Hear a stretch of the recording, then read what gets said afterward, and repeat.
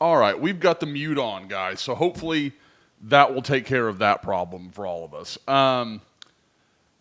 Let's just start from the start, guys. You can see it, 15-minute mark. Just had the opening kickoff. And this series is just awful. Just awful. After last week, I'm sure, they've got it scripted out and what it's going to look like, and just starts off just garbage. No other way to say it. So let's run through this first play. And I know this has gotten a lot of attention.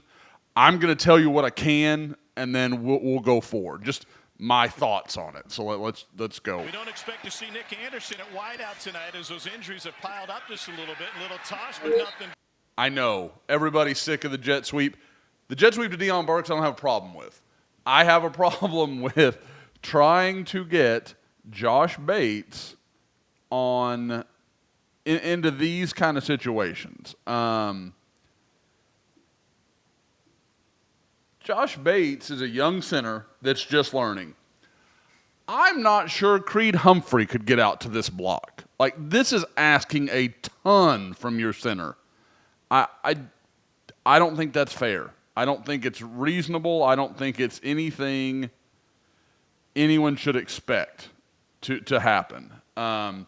So for those that missed it, you're going to have Nwiwu and Taylor are going to pull, like showing the counter action. Now, obviously, they're expecting this to pull the linebackers this way and probably force this end to hesitate just a little bit and come towards Bates. I'm sure that's the expectation.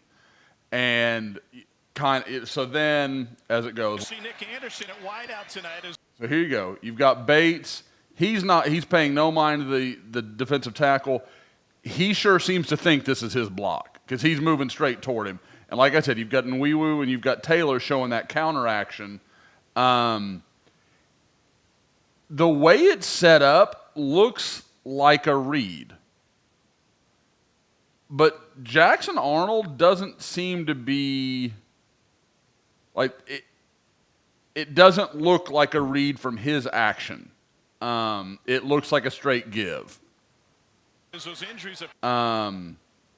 don't know what to make of that. But again, if you find some way to block this guy, and then you've got Gavin Sawchuk to pick up your linebacker here, he's going to get him. Bauer Sharp works off to this guy. Then you've got Deion Burks coming around, and he's one-on-one with this safety right here. If you just figure out a way to deal with this guy right here, this is all pretty good. But again, it's an absurd ask. Like, yeah, that's great. If this one impossible thing could happen, the whole play works. That's not reality. We know that. So I don't know what to make of that. I don't know if somebody blew the assignment here. Like I don't think so. Because Nwiwu and Taylor both pulling. That seems to show that that's what they're supposed to be doing. Bates, his first step is hard right, trying to get out to that end. I don't know.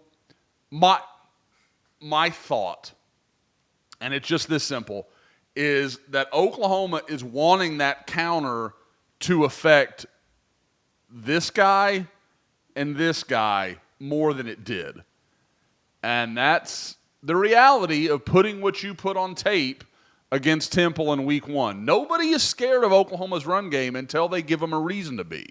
So all this backside stuff isn't going to work if you can't create the flow in the opposite direction. That's great to, if this is Orlando Brown and that era and, you're forcing people to flow towards Rodney Anderson, that backside stuff works great. It's great to reverse field. But if you can't get them to make the first step because they're not afraid of you, the second step doesn't matter. You're not going to have the chance to hit them with that counter punch. That's enough on this play. Let's move forward. 2nd and 16. Off schedule. Yeah, part of talking to Seth Trail, the offensive coordinator, was these second down calls. Being better at not trying to get it all back. Get half of it back. Get yourself in a... I kind of took up for Josh Bates last time. I want you to watch him here against a nose tackle that had a nice night. A good player. I think it's Allen Russell, something, a very common last name. I apologize to him blanking out because the guy did have a nice night. He just stacks up Josh Bates here. That's all there is to it. Better third down situation. Just watch him. Struggled with that Just last week. boom. 2nd and 16, Bates gets pushed Sooners backwards. Keep it on the ground, and Gavin Now, Sawchuk the guy blitzing on off the 2nd and edge yourself in a obviously better third down helps. situation. Obviously Struggled with that does. last week. But even if he's on not 2nd there, and 16. let's just he's not there. I mean, Sawchuk can bounce Sooners keep because Jake Taylor is okay. That's fair. I started on a commentary that I was not ready to, so I apologize. That's me being dumb. But Situation. they do a Struggled nice with that job, last week. and obviously that's the plan: is to have that secondary cutback lane for Gavin Sawchuk, and it's just not there because Houston brings that guy off the blitz. But his first option isn't there, that inside zone, because Josh Bates is just getting blown up. And you look at the rest of the line of scrimmage, there's a little movement here.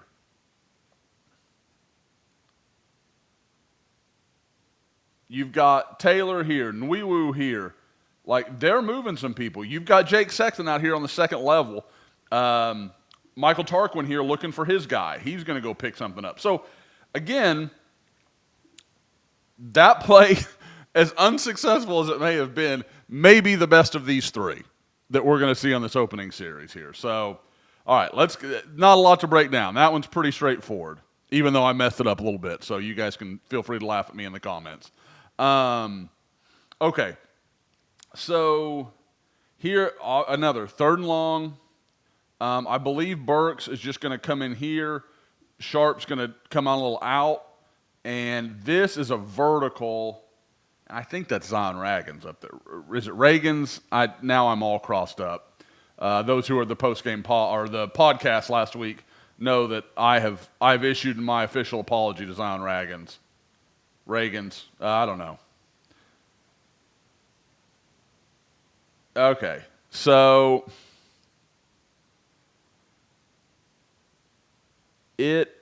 my biggest issue here is it's not necessarily the decision because there's not much here. Burks is, Jackson Arnold's not going to run him in and get him killed by the linebacker.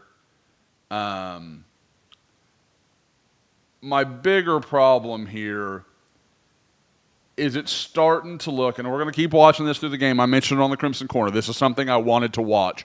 What was the pass protection like? There's 3 rushers. There's no reason Jackson Arnold should ever feel rushed here. He's really not, guys. There's nothing wrong with that pocket. Now, does he need to step a little forward? Sure, that's fine.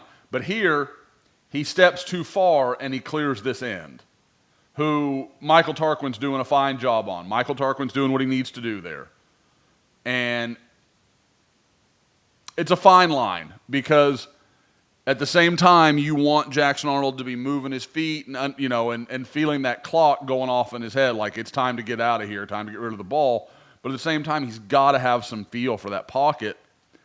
And I don't know if it was fall camp, the spring camp. I don't know what it was, but he just looked edgy on the night. That was my initial impression. Obviously, that's the first pass I've seen him throw, so I'm not going to say I've come up with a concrete opinion on it, but that is indicative of what I saw in the first blush on Saturday night.